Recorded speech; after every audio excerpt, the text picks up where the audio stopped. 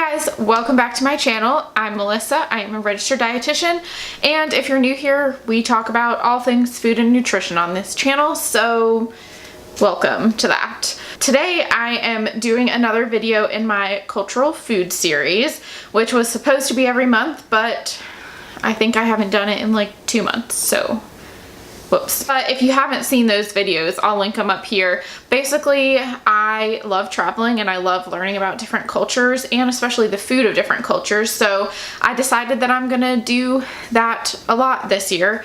Like I said, it was supposed to be every month, but you know, you do what you can. So today we're gonna talk about Peru and the cuisine and history of Peru. I personally love Peruvian food, so I thought, hey, why not? Let's learn about it a little bit. So let's jump right into the history of Peru first. So Peru is right here on the map in South America. It's actually South America's third largest country. And Peru is kind of unique because it is split into 3 different topographical regions. So it has the coast, it has the Andean highlands, and then it also has the Amazon rainforest. So having those 3 different kind of topographical regions does make the cuisine different throughout the entire country. People migrated from Asia to Peru in around 6000 BC, and slowly they were hunter-gatherers first and then slowly started growing crops. They started with things like chili peppers, squash, beans, and maize. And most of these settlers were in the coastal region, so the moisture and just the weather in that location made it a lot easier to grow these crops. So something I thought was really interesting, potatoes actually come from Peru. Peru were the first people to grow potatoes. So that's kind of cool. Also, they were probably one of the first to grow avocados. It's not known for sure, but they have found avocado pits in like mummy tombs in Peru, which is kind of crazy to me. So that's just kind of like a fun little fact. But anyways, so jumping way forward, the Incas kind of ruled for a while, and then the Spanish conquered the Incas around 1528, and that is when they started growing more European crops. And the Spanish also introduced things like chicken, pork, and lamb into the Peruvian diet. From there, a lot of the Incas and the kind of native people of Peru started getting European diseases, and they couldn't, you know, work in these fields and with these crops anymore, and so they actually brought over African slaves to Peru, and that brought a whole new influence to the Peruvian cuisine. Specifically, the Africans introduced something called picarones, which are anise-sweetened pumpkin fried pastries. And as Peru kind of grew as a country, the market for their crops grew. There was also a ton of influence from Polynesians, Chinese, and Japanese people as well. So it's kind of cool to learn that because I didn't really know about those influences, but then when you look back at the food that you are eating in these like Peruvian restaurants, you can see a huge influence from those cultures.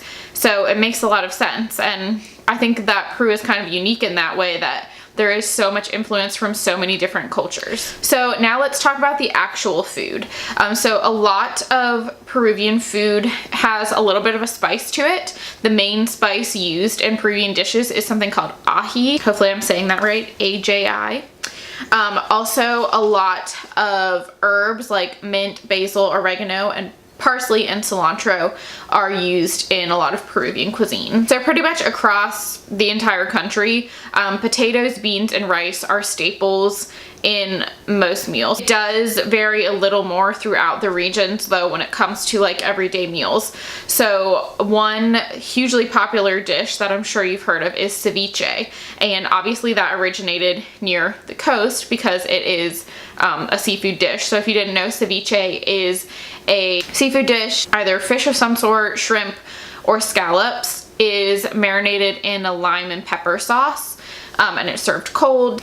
So that is one of Peru's most popular dishes, and again, that originated near the coast and is eaten more near the coast. In the Andean Highlands mountain region, they eat pretty similar to how the Incas ate, mostly like potatoes, corn, rice, and meat. One popular corn dish that you've probably heard of are tamales, so those are eaten a lot in the mountain regions. And they also eat chicharrones, which are like a fried chicken or pork. And then the tropical region is more meats and fresh vegetables. So this is where you get things like yuca or plantain.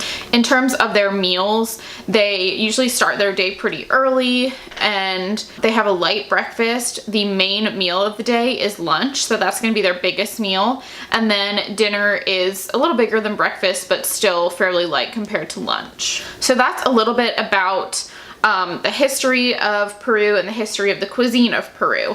So I went to a Peruvian restaurant last night actually, and the one that I went to probably isn't the most authentic that you can go. There are a couple really good ones here in Raleigh. If you haven't tried Mommy Nora's, that's the best. But a new restaurant opened, so I went to it and it was delicious. But kind of the main thing that I think about when I think about Peruvian food is the chicken, and it's called pollo a la brasa, which translates to chicken over coal. And I was really interested to learn about the history of that because it's actually not that old. I kind of was thinking like, oh, people roasted chicken over fires back with the Incas and all that stuff, but actually this dish originated in the 1950s. And I read a couple different things, but basically it was a man who was, I think he owned a hotel, and his hotel was going to go out of business or something, and he was going to have to throw away all these chickens. So he came up with this recipe where he roasted all these rotisserie chickens over coal and invited basically the whole town to come and eat this chicken, and everyone loved it. And this kind of started the trend of this pollo a la brasa, and slowly chicken restaurants started opening all around Peru, and it started in Lima, by the way. So yeah, kind of crazy that it's such a new dish and not like a really historical dish, but that's kind of what I think most people think of when they think of Peruvian food. So anyways, we got some pollo a la brasa while we were at this Peruvian restaurant. And I also got something I've never tried before called arroz chaufa. I hope I'm pronouncing that right. But it's basically Peruvian fried rice. And this is what I mean when I say you can so clearly see those influences from different cultures once you know that they're there. So obviously fried rice is from the influence of people from Asia that came over. So it really did taste like fried rice, but it had that pulled Peruvian chicken in it. And it was so good. I actually have some leftovers that I'm going to eat here in like an hour. And then we of course got a side of yuca fries, because again, that is something I definitely think of when I think of Peruvian cuisine, is those yuca fries. And if you don't know, yucas are similar to potatoes, and they're basically made into fries like potatoes are, but they're a lot thicker than regular potato fries. So that is the Peruvian food that I ate. And I really enjoyed learning about Peruvian cuisine. There was a lot of history that I really didn't know about. So I'm glad I did this. Hopefully you are also glad I did this. I think that's all that I have for today. Please give this video a thumbs up if you liked it. Let me know what other cuisine do you want me to talk about. I think I'm gonna go get pupusas soon, which I've never had before. I'm thinking maybe Vietnamese, maybe talk about some pho, but I'm totally open and I love trying new cuisine. So let me know if there is one you think I should try and that you want to learn about a little bit. All right, I think that's it. Thank you for watching. Subscribe if you have not already, and I will see you next week. Bye.